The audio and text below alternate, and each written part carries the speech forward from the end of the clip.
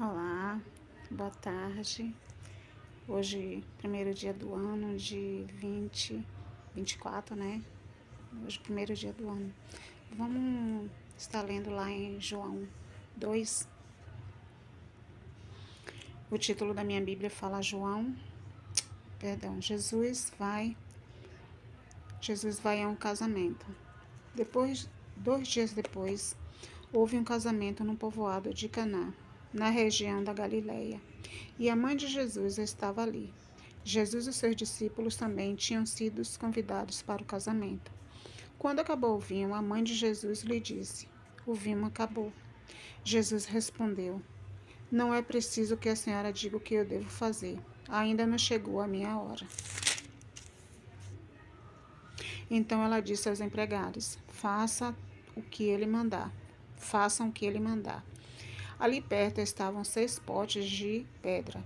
Em cada um cabiam entre 80 e 120 litros de água. Os judeus usavam a água que guardavam nesses potes nas suas cerimônias de purificação. Jesus disse aos empregados: Encham de água esses potes. E eles os encheram até a boca.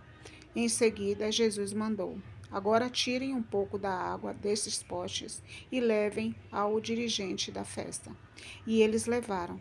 Então o dirigente da festa provou a água, e a água tinha virado vinho. Ele não sabia de onde tinha vindo aquele vinho, mas os empregados sabiam. Por isso ele chamou o noivo e disse: Todos costumam servir primeiro o vinho bom, e depois que os convidados já beberam muito, servem o vinho comum. Mas vocês guardaram até agora o melhor vinho. Jesus fez esse seu primeiro milagre em Caná da Galileia. Assim ele revelou a sua natureza divina, e os seus discípulos creram nele. Depois disso, Jesus e sua mãe, os seus irmãos e seus discípulos foram para a cidade de Cafarnaum e ficaram alguns dias ali. Alguns dias antes da Páscoa dos judeus, Jesus foi até a cidade de Jerusalém. No pátio do templo, encontrou pessoas vendendo bois e ovelhas e pombas. E viu também que os que, sentados às suas mesas, trocavam dinheiro para o povo. Então ele fez um chicote de cordas e expulsou toda aquela gente ali, e também as ovelhas e os bois. Virou as mesas dos que trocavam dinheiro e as moedas se espalharam pelo chão. E disse aos que vendiam pombas: Tirem tudo daqui, parem de fazer da casa de meu pai um mercado. Então os discípulos dele lembraram das palavras das Escrituras Sagradas que dizem: O meu amor pela tua casa, ó Deus, queima dentro de mim como fogo. Aí os líderes judeus perguntaram: Que milagre você pode fazer para nos provar que tem autoridade para fazer isso? Jesus respondeu: Derrubem esse templo e eu o construirei de novo em 3 dias. Aqui, gente, Deus estava falando do seu corpo, né? Que ele morreu e em 3 dias ele ressuscitou. Ele estava falando do corpo dele, do templo do corpo dele, não daquele templo em si. E eles disseram: A construção desse templo levou 46 anos e você disse que vai construí-lo de novo em 3 dias. Porém, o templo no qual Jesus estava falando era do seu próprio corpo. Tá vendo como eu falei? Quando, quando, quando Jesus foi ressuscitado, os seus discípulos lembraram que ele tinha dito isso e então creram nas Escrituras Sagradas e nas palavras dele. Quando Jesus estava em Jerusalém durante a festa da Páscoa, muitos creram nele, porque viram os milagres que ele fazia. Mas Jesus não confiava nele, pois os conhecia muito bem. E ninguém precisava falar com ele sobre qualquer pessoa, pois ele sabia o que cada pessoa pensava. Gente, no início desse 2 aqui, desse João 2 que fala, né? Que Jesus está na festa de casamento, e aí a mãe dele termina o vinho e a mãe dele manda falar para ele. E aparentemente parece que ele foi desrespeitoso com a mãe dele. Mas, gente, a gente tem que lembrar que a gente está num. A Bíblia foi escrita no costume daquela época. No costume daquela época era assim, era o jeito que eles tinham de falar, né? Não era um jeito desrespeitoso, era o jeito da época, tá bom, gente? Ele não foi desrespeitoso, muito pelo contrário, a Bíblia fala que Jesus, ele sempre foi como que fala? Se submetia a mãe dele, né, ao José, o pai, né, no caso que José não era o pai mesmo dele, mas o padrasto, mas ele se submetia, ele foi assim, um filho que se submetia o tempo todo aos pais dele, tá bom, gente? Ele não foi desrespeitoso, né?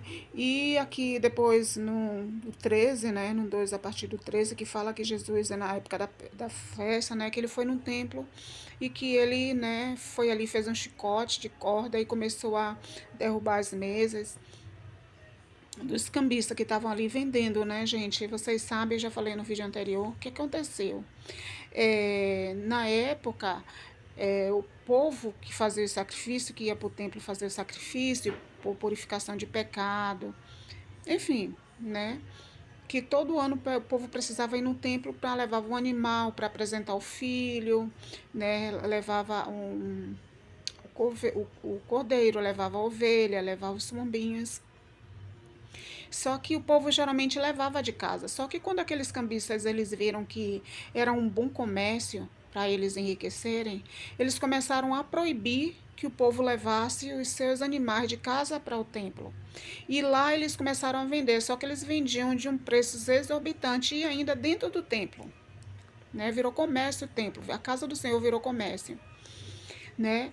E aí o povo não podia trazer de casa, o povo tinha que comprar deles e o preço era assim extremamente alto, mas o povo não, como não tinha como trazer de casa, tinha que vender o que não tinha para arranjar esse dinheiro para comprar aqueles animais que eles vendiam ali, ou seja, realmente virou um negócio para aquele povo, né? Para aqueles cambistas. E Jesus, sabendo de tudo isso, ele entrou no templo e ele foi lá e derrubou tudo, expulsou todos dali. Porque a casa do Senhor, gente, é chamada casa de oração, como a própria palavra fala, é chamada casa de oração. Não é lugar de comércio, né? Não é lugar de comércio. Então Jesus, ele fez isso. Por isso que ele ficou muito irado, né? Ele derrubou e expulsou mesmo dali, né? É, e na festa, no último aqui no 23, já finalizando aqui o 2, né? Jesus estava em Jerusalém durante a festa da Páscoa. E muitos creram nele, porque viam os milagres que ele fazia. Mas Jesus, ele não confiava em todo mundo, porque Jesus, ele conhece o som dos corações, gente. Não adianta a gente viver a nossa vida de qualquer maneira, né? Se vestir maravilhosamente por fora, né? Que a gente só vê o que tá fora, o que a pessoa aparenta, mas Deus, ele conhece o som dos corações. E aquela coisa de que adianta a pessoa viver de qualquer jeito, só mostrando o que tá fora e, né, por dentro como um sepulcro caiado, como o próprio Jesus fala, né? Que eram aqueles fariseus. Então, quando a pessoa vive assim, ele é um fariseu, né? Como era aquele fariseu, saduceus, né? Daquela época, né? Que eles pareciam ser uma coisa por fora, mas por dentro era uma coisa totalmente diferente, né? Realmente um sepulcro caiado. Não tinha nada de bom, né? E mais uma vez eu falo de que adianta o homem ganhar o mundo inteiro e perder a alma, né? Achar que tá fazendo bem é cego espiritualmente, né, gente? Porque uma pessoa que está no púlpito pregando, que está falando do amor de Deus e não está vivendo, né? Ele, né, tá se enganando a si mesmo, né? Tá se enganando a si mesmo, porque Deus, ele conhece, ninguém engana o Senhor, né? E naquele grande dia, a pior palavra que a pessoa pode ouvir é: aparta de mim que eu não te conheço, maldita. Né, a pior palavra. Então a gente tem que ter muito cuidado, a gente tem que estar na direção do Senhor, fazendo a vontade todo dia, pedindo ao Senhor direção, pedindo a Deus para mudar. A gente precisa mudar todo dia, gente, tirar todos os vícios da nossa vida, né? Às vezes a gente critica o bêbado, a gente critica um fumante, mas a gente próprio é viciado em café, a gente é viciado em doce, a gente é viciado em tantas coisas, e a gente diz, mas o que? Aí a gente fala, nada a ver, café, nada, doce, né? Não, isso não prejudica, só que a Bíblia diz que a gente é templo do Espírito, e a gente não pode danificar o templo dele, né? Então, assim, aquilo que gera vício em nós, a gente tem que procurar tirar, sabe? Tirar aos pouquinhos. Eu, particularmente, eu tinha vício muito grande de café, né? E de doce. Café, gente, eu tomava o dia inteiro. o dia inteiro, um cafezinho. E aí, depois que eu vi, foi um livro que eu li, eu não me lembro agora o nome, que fala sobre isso dos vícios, acho que foi até do pastor Kenny Reagan, o nome dele, assim, foi dele, o livro dele. E aí, Deus abriu os meus olhos, né? Hoje eu ainda tomo café, mas eu tomo só uma vez por dia. Assim, às vezes, exagerando, é raro eu tomar mais de uma vez, sabe, gente? Para mim é um grande sacrifício. Por quê? Porque eu tomava o dia inteiro, o dia todo. Eu tomava mais café do que água, né? Que água é essencial nas nossas vidas. A gente precisa tomar água, até de jejum, principalmente quando está de jejum, tem que tomar muita água para purificar, né? Para renovar as células, enfim, a gente precisa de água. E eu tomava mais café do que água, então eu entendi que eu precisava dar uma diminuída. E eu digo para vocês que não é fácil, porque o vício era grande do café, né? Não é fácil, né? Tomar só uma vez por dia, né? Mas para mim já é uma grande vitória. A mesma coisa com doce, eu já não como assim de sempre. Eu como um dia assim, se eu comer no outro dia eu como só num momento só, mas assim eu já não é aquele vício de toda hora tá comendo, toda hora tá bebendo café, entende, gente? Então a gente, o que é vício da nossa vida, a gente tem que ir tirando, sabe? A gente precisa todo dia de um renovo da presença do Senhor, buscar o Senhor verdadeiramente, pedindo ao Senhor para que Ele possa nos limpar de nós mesmos, para que nos espaços que está vazio Ele possa encher com a presença dEle, né? E todo dia que a gente tem um contato com o Senhor, uma coisa nossa sai e Deus coloca outra dele. Então todo dia há uma metanoia, uma mudança de mente em nós, né? Que metanoia é mudança de mente, né? Mudança de atitude. Então, todo dia acontece essa metanoia em nossas vidas, quando a gente quer verdadeiramente buscar ao Senhor. E eu digo a vocês, nós estamos vivendo os últimos dias, nós precisamos verdadeiramente, todo dia, de uma metanoia diante do Senhor. Nós precisamos mudar as nossas atitudes, ficar cada dia mais parecido com o Senhor, sabe? E que vocês entendam que não é, não é o que você faz para o Senhor. Tipo assim, as pessoas acham, infelizmente, que porque Deus está usando, elas estão sendo aprovadas. E, queridos, isso não é verdade. Ser usado por Deus é uma consequência. E não, e sabe, ser usado por Deus, como eu posso explicar? É consequência porque a gente precisa, quando a gente se converte, é a nossa obrigação falar para o outro, mostrar para o outro que Jesus é o único caminho, que através das nossas atitudes as pessoas elas se voltem para Deus. Mas a gente tem que entender que trabalhar para Deus não significa que a gente está salvo, o que a gente está agradando a Deus, né? Às vezes a pessoa ganha multidão, mas ela própria vai para o inferno, né? Porque Deus ele usa, sabe, queridos? Quem está disponível ele vai usar, certo? Como eu já falei no vídeo anterior. Quem está disponível, Deus ele vai usar, porque infelizmente nem todos, né? Nem todos no reino estão disponíveis, porque a maioria está pensando no seu eu, pensando nas suas preocupações com sua família, né? Então Deus ele usa aquele que está disponível, né? E às vezes a gente acha que Deus, por não muito usar, que a gente está salvo. Então a gente tem que ter muito cuidado, é olhar para as nossas vidas, pedir a Deus o que é que a gente precisa mudar. Afinal, a gente hoje tem o Espírito Santo e ele mostra e ele fala, né? E ele fala para nós o que é que precisa mudar. E cabe a nós querer essa mudança, tá?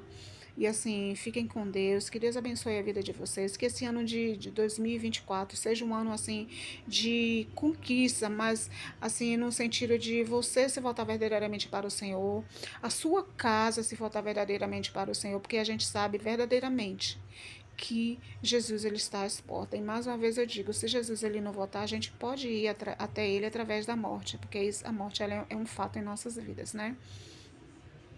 Faz parte da vida, a gente não aceita, né? Porque afinal de contas a morte não foi feita para nós, né? Mas pela causa do pecado a morte entrou. Mas é um fato. Então, assim, eu aconselho vocês, mais uma vez, leia a Bíblia. É triste você ver um cristão que não lê a Bíblia, gente. Aí as pessoas dizem, eu não leio porque eu não entendo. Lógico, se você não lê, você nunca vai entender. Então, você tem que ler, e ler, e ler, e pedir orientação ao Senhor, e ler, e ler, e uma hora né? Porque o Senhor, ele opera do jeito que ele quer. Ele pode operar no momento que você pede, no momento depois, ou um pouquinho demorado, enfim. Deus faz o que ele quer, ele que manda e pronto e acabou. Não é a gente, não é do jeito que a gente quer. Mas ele quer ver a nossa persistência, até onde a gente vai, né? Quando a gente pede, se a gente vai continuar pedindo e buscando, ou se a gente vai parar por falta de fé. Então, que a sua fé esteja verdadeiramente no Senhor, em conhecer, em prosseguir para conhecer mais e mais o Deus que você diz que ama e serve. Amém? Que Deus abençoe grandemente a vida de vocês, em nome de Jesus. Até a próxima.